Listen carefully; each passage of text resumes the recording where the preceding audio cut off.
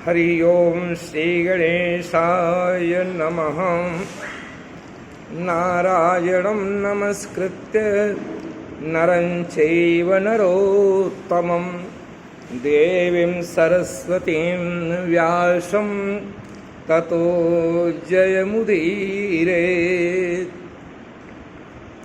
बोले वृंदावन बिहारी लाल की जय।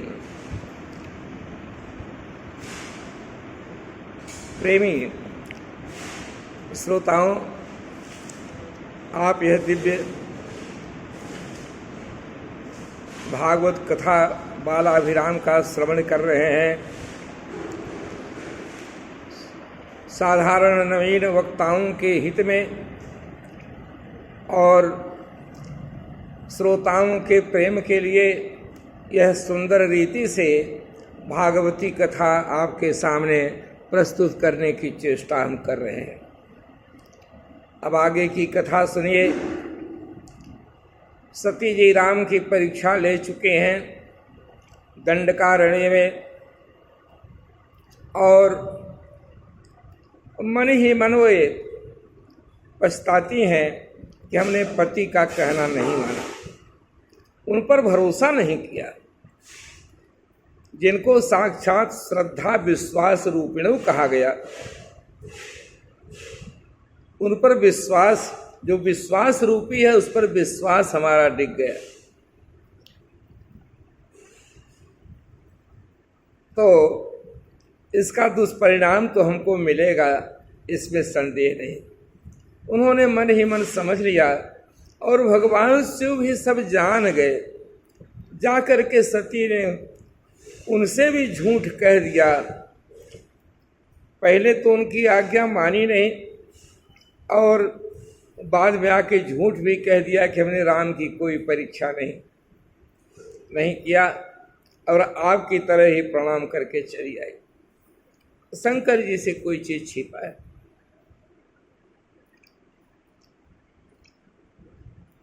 दोनों प्राणी कैलाश में आए, भगवान शिव समाधि में डूब गए। सती ने समझ लिया कि मन ही मन वे हमारा त्यागन कर दिए, क्योंकि और सब तो ठीक था, लेकिन मैंने जो सीता का रूप बनाया यही हमसे बहुत अनुचित कार्य हुआ। बहुत उदास रहती है, मन ही मन विधाता से प्रार्थना करती है कि प्रभु हमारे पति देव मुझमें अब सापेक्ष नहीं रह गए, सर्वथा निरपेक्ष उनका स्वभाव मेरे प्रति हो रखा है। तो ऐसे जीवन की क्या सार्थकता है। हमारा शरीर छूट जाए, यही अब इसके लिए शांति कारक रहेगा। इसी बीच बहुत समय बीत गए। एक दिन की बात है, कैलाश के ऊपर से कुछ विमान चले जा रहे हैं। देवियां बैठी हैं, देवता लोग बैठे हैं, गंधर्व बैठे हैं, अप्सराएं बैठी हैं। वो सब गीत गाते बजाते उत्तर दिशा की ओर प्रस्थान कर रहे हैं। विमान जा रहा है। तो सती ने प्रेरणा किया अपने सखियों जया विजया को कि जाके पता तो करो ये लोग कहाँ जा रहे हैं। विमान चारिणी उन देवियों ने कहा कि जया विजया, क्या तुम्हें पता नहीं, क्या तुम्हारी स्वामिनी को पता नहीं, उनके पिताजी दक्ष प्रजापति कनखल में बहुत विशाल यज्ञ कर रहे हैं। तुम लोग कब वहां जाओगे, अभी तक गई नहीं। जया विजया ने आकर सती से कहा तो सती को बड़ा अचरज हुआ। हमारे पिता के घर में यज्ञ हो रहा है और हमको कोई खबर नहीं। उनके मन में जिज्ञासा हुई तो आके पति देव से उन्होंने कहा कि प्रभु, बड़ी प्रसन्नता का विषय है। शिव जी ने कहा ऐसी क्या प्रसन्नता है। प्रजापतेस्ते स्वसुरस्य सांप्रतम ते स्वसुरस्य सांप्रतम निर्यापितो यज्ञ महोत्सव किल। ये नहीं कहती हैं कि हमारे पिताजी के यहाँ यज्ञ हो रहा है। अगर ऐसा कहेंगी तो भगवान भोलेनाथ कहेंगे तुम्हारे पिता के यहाँ यज्ञ हो रहा है, तुम जाओ, चली जाओ, कोई बात नहीं। ऐसा नहीं, ये अच्छा नहीं लगेगा मैं अकेले पिता के घर जाऊं। इसलिए उन्होंने बड़ी सफाई से कहा प्रजापतेस्ते स्वसुरस्य सांप्रतम, आपके ससुर जी के यहाँ निर्यापितो यज्ञ महोत्सव किल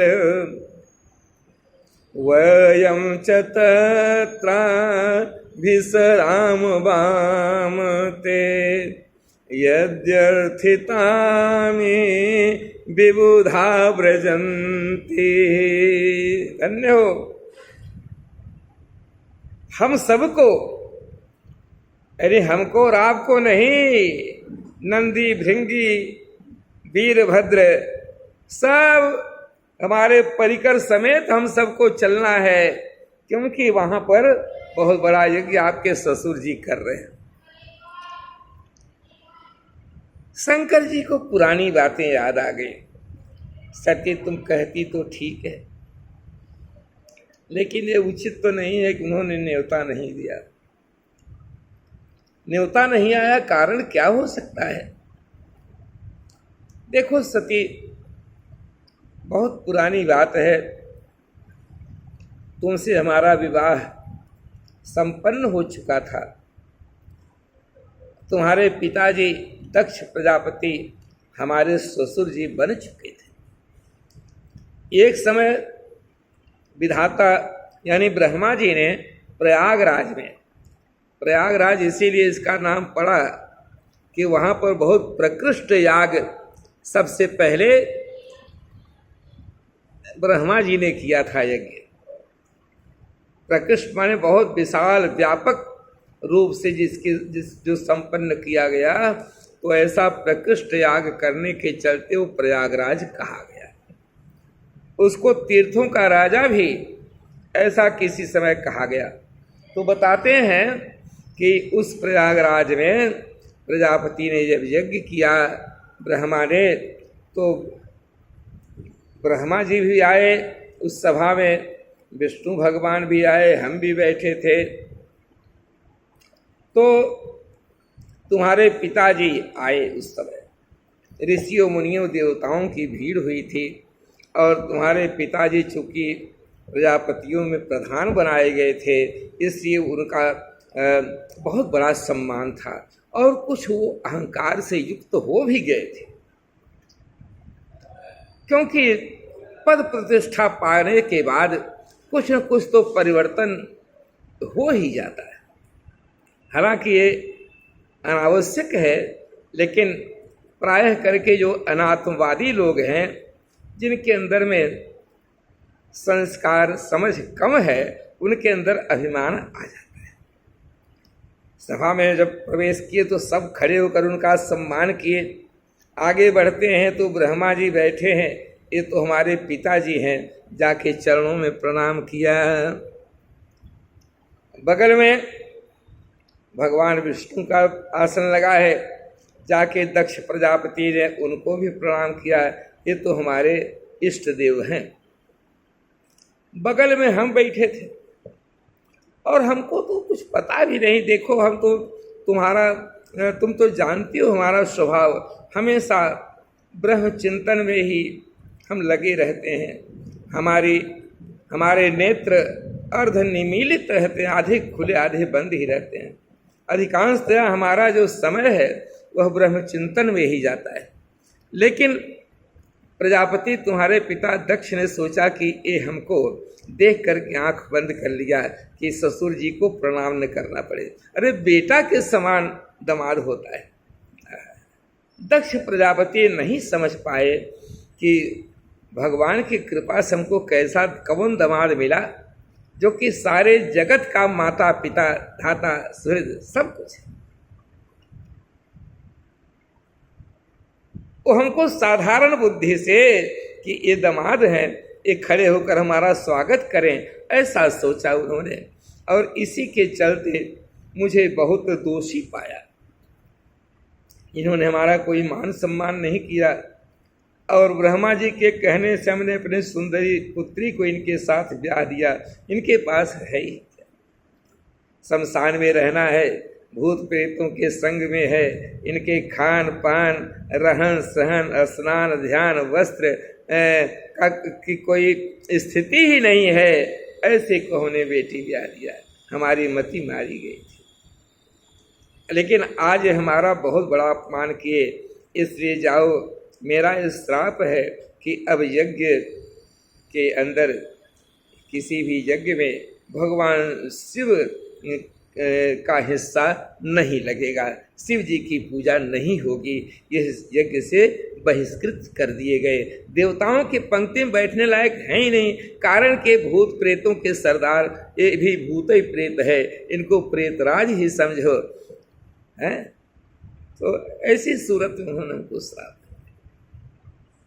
हे सती, वो सब बातें तो बहुत दूर चली गई। हालांकि हमारे नंदी ने उस समय मुझ पर जो ताव दे रहे थे भृगु महाराज, क्रोध करके उन्होंने श्राप दिया भृगु को कि किसी वक्त में तेरी दाढ़ी मूछ उखड़ जाएगी। भृगु देवता हमारे अपमान पर जो है हंस रहे थे, दांत खिलखिला करके। तो ऐसी सूरत में भृगु तो दाढ़ी मूछ उखड़ने का श्राप उनको मिला, और जो पूषा देवता दांत खिलखिला के हंस रहे थे मेरे अपमान को देख करके, उनको नंदी ने श्राप दिया, जाओ तेरे दांत टूट के रहेंगे। भग देवता आंखें मटका रहे थे, शिव जी ऐसे ही है ही, बढ़िया किए अब श्राप दिए, ये तो हम खुद यही दे देते, लेकिन आपने अच्छा किया। तो आंखें मटका रहे थे, तो नंदी ने कहा जा तेरी आंखें जल्दी फूटे। ये सब तमाशा हुआ। शिव जी कहते हमको अच्छा नहीं लगा, हम तो अपने गणों को लेके चुपचाप वहां से चले आए।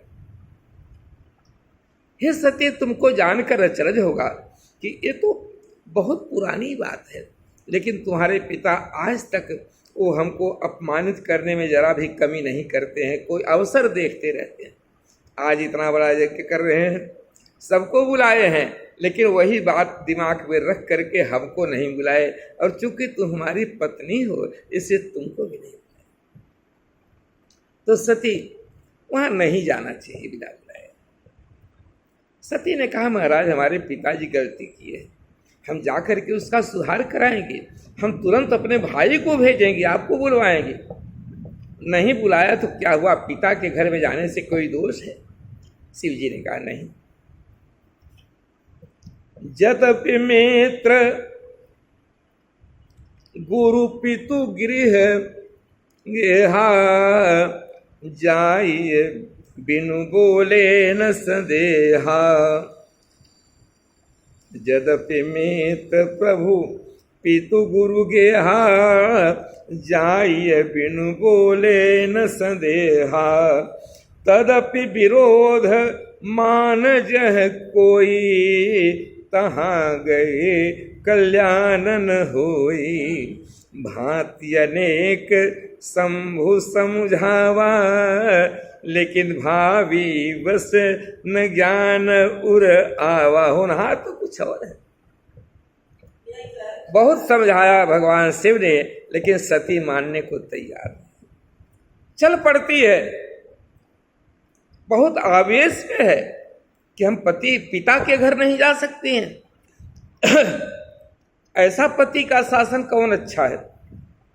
शिव जी ने देखा होनहार कुछ और है, रुकने वाली नहीं है। नंदी को उन्होंने प्रेरणा दिया। नंदी जी गए और सती जी को अपने पीठ पर आसन दिया। भृंगी हैं, चंडी हैं, सब इन्होंने छत्र चंवर डुलाना शुरू किया। शिव जी के गण नाचते कूदते आगे आगे चारों तरफ से चले। सती जी पिता के यहाँ कनखल में पहुंच जाते। वहां क्या हुआ उसको सुनिए। सादर एकमात्र माता ने सच्चे हृदय से बेटी का स्वागत किया। बहन लोग मुस्कुरा रही हैं, मन ही मन मिलती हैं, गले से लगती भी हैं, लेकिन हंसती हैं, कैसी पगली है, बिना बुलाए चली आई। सादर एक मिली पूरी माता और भगिनी मिली बहुत मुस्काता। दक्षिण कछु पूछी कुशलाता और सती बिलू की जरू सब गाता। बिना बुलाए आ गई। क्रोध से जल भुन गया दक्ष और सती ध्यान से सबकी चेष्टा को देखती है, कोई भी उसका मान सम्मान अच्छी तरह नहीं कर रहा। चारों तरफ यज्ञ में जाके घूमा, देखा शंकर जी का कहीं कोई स्थान आसन नहीं लगा है और बाकी सब देवी देवता अपने अपने स्थान पर, ऋषि मुनि सब विराजमान हैं, लेकिन शंकर जी का जो ईशान कोण सिद्ध स्थल है, जहाँ शिव जी के लिए आसन लगना चाहिए, वहाँ पर उनके लिए लोटा में जल, गिलास, थाली, फल, फूल, धूप, दीप, ये सब वो सब खाली है, कुछ है ही नहीं, ईशान खाली है।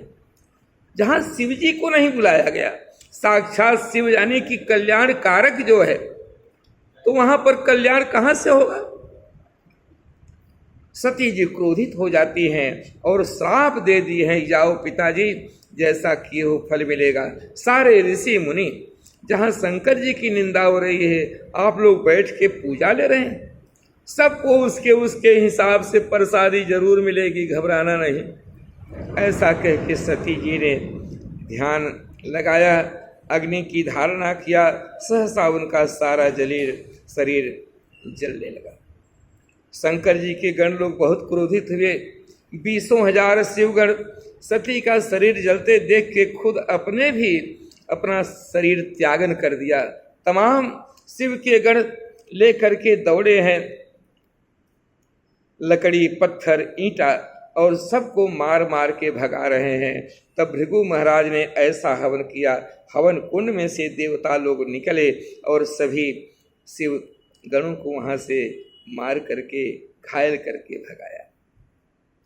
इस तरह से बहुत बड़ी दुर्घटना हो गई।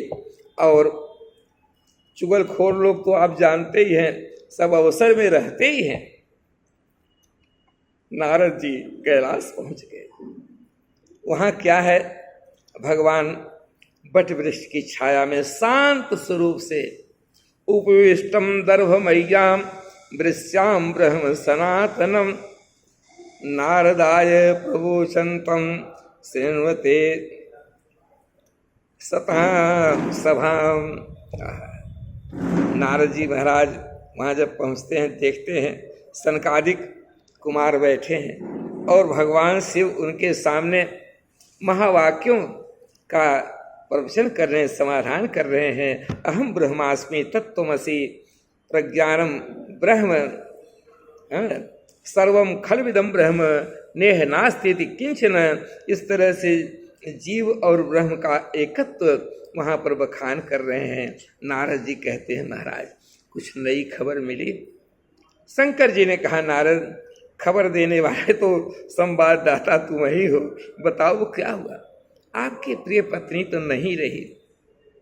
शंकर जी ने कहा कि नारद, संसार है, क्षणभंगुर है और जातस्य ध्रुव मृत्यु, जिसका जन्म हुआ किसी न किसी कारण से कोई टाइम में शरीर छूटता ही है।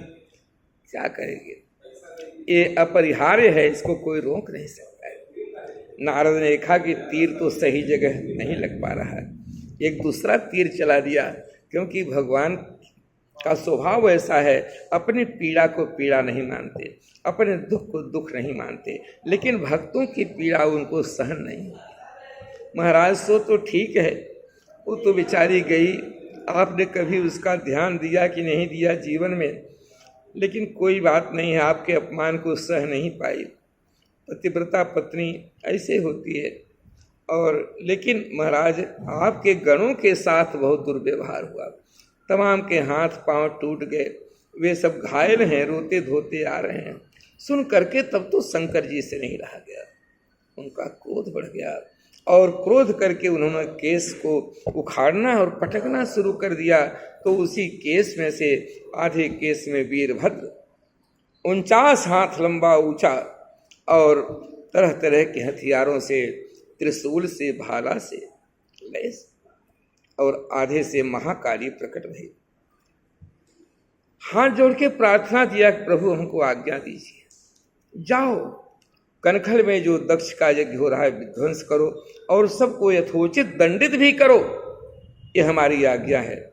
और सबको लेकर के वहाँ से चल पड़ते हैं दक्ष प्रजापति के उस यज्ञ में।